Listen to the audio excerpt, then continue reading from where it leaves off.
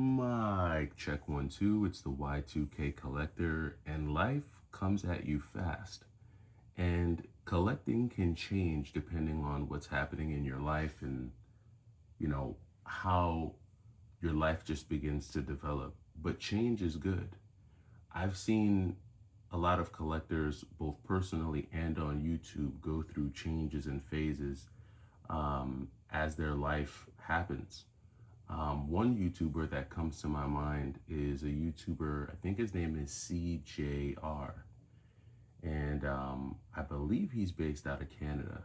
And this is a dude who um, I've watched go on many road trip, many yard sale hunt, he just goes out and he goes, I'm hunting for retro games. And he's always had this uncanny ability to find really cool stuff at yard sales. And I just, there was a point in my collecting days where I was just envious. I was like, man, I wish I knew where this guy was so I could go yard sale hunting in his neck of the woods, because he was just always finding this really cool stuff.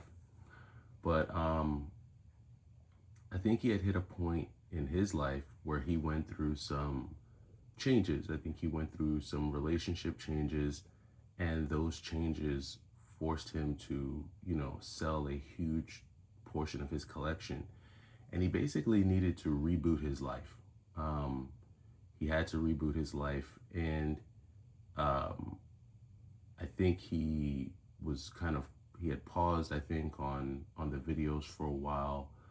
But then I think he came back, and I think he came back either last year or maybe a little over a year ago. And he came back renewed. He came back with a new sense of energy. He looked happy. And behind the game collecting, what was going on in his life was whole again. You saw that there was this sense of wholeness. And maybe I was reading too much into it. I don't know. But if, for those of you who follow him, not just on like YouTube, but if you followed his social media, you'll see like he went through some stuff. And he's just one example of what happens when you collect video games and life is happening. um, do I think sometimes it would be cool to live in this perpetual state of teenager with no real responsibilities and no, real, not really being accountable for anyone in life but just myself?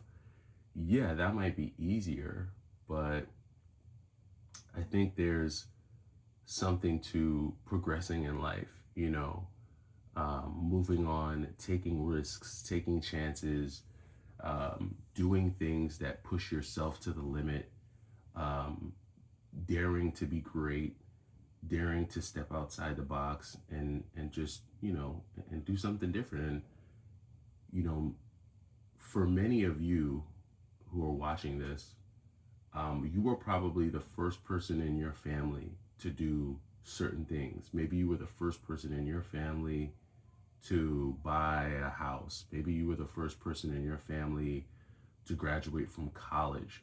Maybe you were the first person in your family to start a business. Maybe you were the first person in your family to travel outside the country and go overseas, go to Europe, go to Asia, go to Africa. Maybe you're the first person to do these things. And, whenever you're a pioneer, even just within your own family, that comes with a specific level of weight to it, which, as someone who enjoys challenge and enjoys opportunity, that might be something that you enjoy, that you look forward to. You look for the challenge. You look forward to the, being able to get out there and test yourself. But not everyone is going to be in that place. Not everyone, is in that mode of life. And some people, they, like I said, they'll forever live in the state of just perpetual college freshman. It's like their mindset locked in there, and they said, this is where I like to be, and I'm never moving past this. And you can find that personality everywhere, but you definitely find it in the video game community. You could definitely find it in the video game community for sure. And I think with just how much harder life has become in 2025, how much harder it is to do a lot of things, because everything is just so expensive. The cost of living is expensive. Sometimes it feels like, the world is just upside down. And, as we go into 2026, housing prices are through the roof. Interest rates are still at all-time highs. Finding a job, like if you're a graduate, if you're someone graduating from college, from what I'm seeing, they're saying that today feels like a lot how it felt back in '08, when, the '08 generation, when millennials were graduating from college and there were no jobs out there because we were in the middle of the Great Recession. That's what people are saying it feels like today. And so there's just a lot of things that I think young people have not working in their favor. But if they're as resilient as I believe they are, they'll figure it out just the same way millennials figured it out, between 2008 and 2012, 2015. And I think for millennials, a big part of what shaped us was that whole social media, like the hyper social media age, which I think which really blew up, I would say, between like the mid 2000s into like the mid 2010s. And I think a lot of us are kind of, we're all used to social media now. Like, most young people have been born into social media, and they get it, and it's not that much of a revolution for them. But what will be the revolution for, I think, this generation is definitely going to be the AI thing. And I know I talk about it a lot on the channel, but guys, it's real. Like it's a real thing. And if you don't think it's going to impact some part of your life, then I think you're just being naive. But all that being said, I think that the beautiful part about video games, especially old school games, retro games, is that they are a little bit of this constant that kind of keeps you grounded. And, at points where you just kind of need to pinch yourself, so to speak, and just, take yourself back to simpler times. That's what retro games do, man.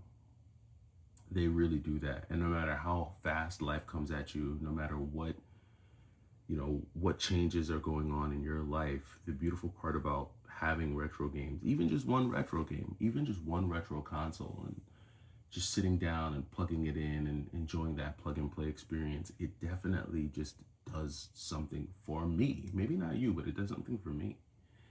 And, I think for me, with where I'm at in my journey, I'm grateful for all the times that I've had with gaming, and I'm grateful for all the times that I'll continue to have with retro gaming.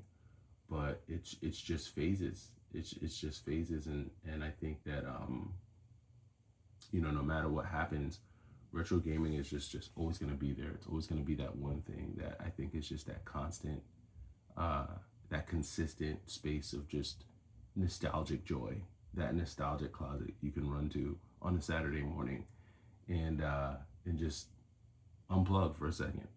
And it sounds crazy that you have to plug into a retro console to unplug from the digital age we're in, but that's what it feels like sometimes. But yeah, I just wanted to get up here on this Saturday morning for all those dads out there, all those folks out there, those moms out there, anyone who's kind of in that space where life is lifing, but you're still finding joy in gaming. Continue to find that joy, and the retro games will always be there for you. But that does it for me. It's the Y2K Collector. Hope you're having a great morning, and hope you have a great weekend. I'll catch you in the next one. Take it easy.